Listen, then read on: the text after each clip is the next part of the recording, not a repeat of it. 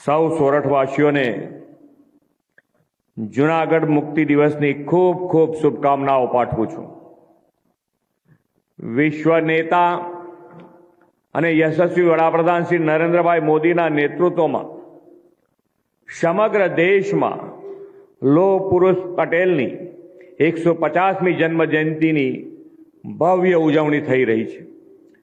સરદાર સાહેબે 1947માં 15મી ઓગસ્ટે આઝાદી મળ્યા પછી દેશભરના રાજ્યોના રજવાડાઓને ભારતમાં વિલીન કરવાનો યજ્ઞ આદર્યો હતો।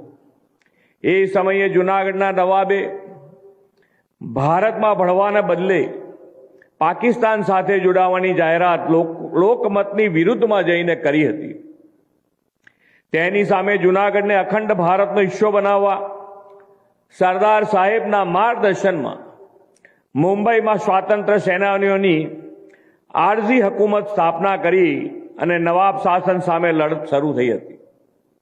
જૂનાગઢ આરઝી હુકુમતના સેનાનીઓએ લોકશક્તિની લડત ચલાવીને નવાબને ઝુકાવ્યા અને 86 દિવસની લડત પછી 9મી નવેમ્બરે 1947ના દિવસે જૂનાગઢ ખરા અર્થમાં આઝાદ થયું અને ઉપરકોટ ભારતીય તિરંગો લહેરાયો હતો।